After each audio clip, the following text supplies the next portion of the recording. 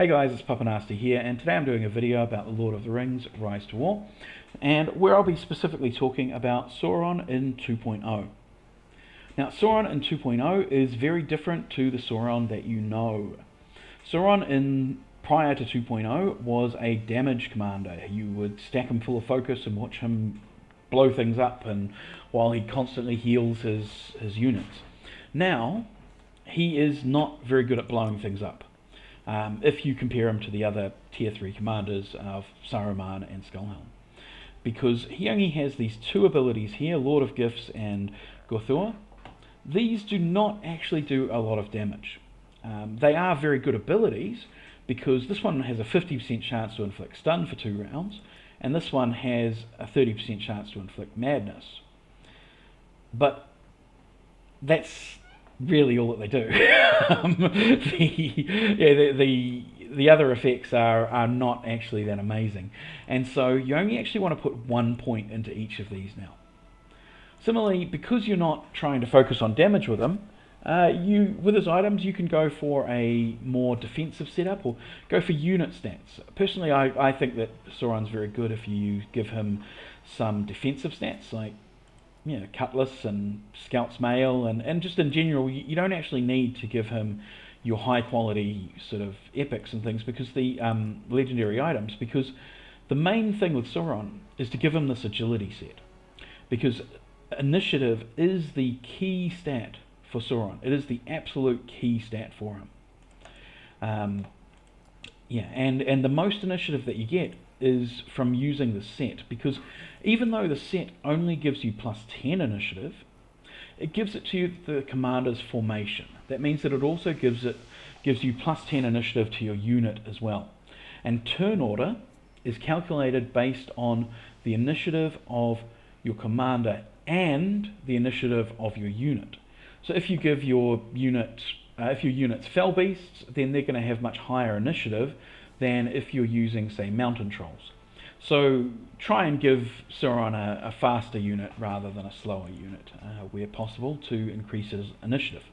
But it means though that when this gives plus 10 initiative to the formation, that's 10 to Sauron and 10 to his unit. So it's actually plus 20 initiative in total. So his 30 here is actually sort of closer to 50 when you add in that set bonus. Okay, so that is the first thing. So we focus on initiative. Also, if you're going to be buffing your troops and not buffing your commander damage, then you want to go for this command stat up here. Right, go for your command and go for either unit defense or unit attack. Although, of course, initiative is the key stat. Why is initiative the key stat, you ask? It's because of these two abilities here, the Deceiver and the Enemy. Both of these activate during the pre-battle phase. Pre-battle phase is when all commanders activate their abilities that have enduring effects during the battle. So things like White Council, or if you've got an ability that buffs all the orcs or buffs all of the elves or something like that. Those are usually activated during the pre-combat phase. The turn order of the pre-combat phase helps to, it becomes important for a few specific reasons. Now, the first one is I'm actually going to look at the enemy over here. This will give minus 15% stats, attack, defense, and focus to all 4 enemy commanders. This means that when Dane tries to hit you or whatever, he's going to have 15% less attack. But it also means that if you have higher initiative than, say, Gandalf the White, then you will cast the enemy before Gandalf the White tries to cast White Council. Therefore, when Gandalf the White with 250 focus, he's going to get his minus 15% stats, right? So he's going to get maybe minus 37.5 focus. So then when he does cast White Council, it's going to be weaker, and that will apply through all of combat, but only if you have higher initiative than him, so that you decrease his initiative before he casts White Council. And that applies to a lot of other abilities that are applied during the pre-combat phase as well. Specifically, if you are fighting against Skullhelm, for example, Executioner is also cast during the pre-combat phase. Ringwraith is also cast during the pre-combat phase. Lord of the Wolves is also cast during the pre-combat phase.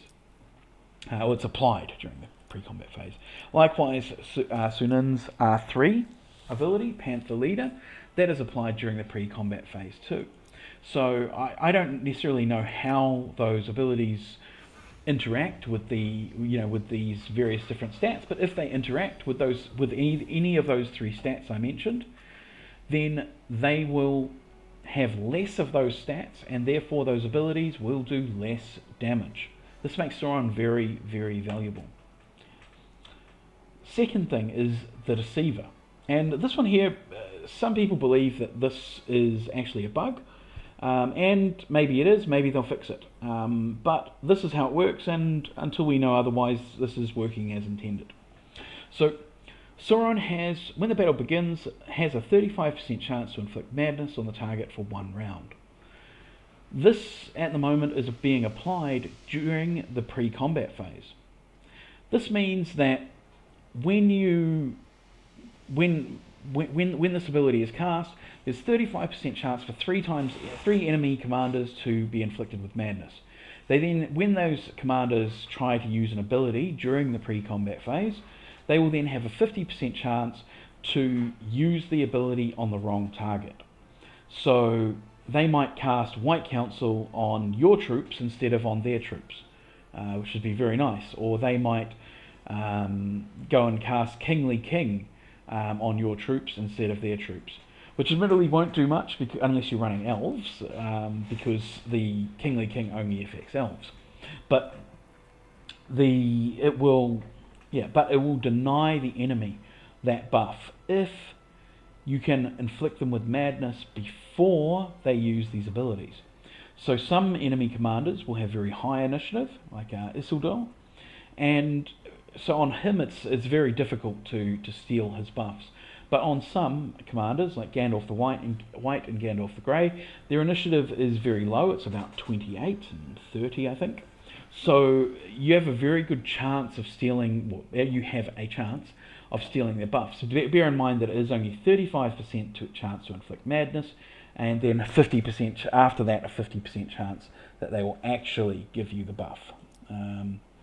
So this is the new way to use Sauron, so make sure that you sort of gear him with that in mind, and that you spec him with that in mind, because it can make a really big difference to the performance of your formations.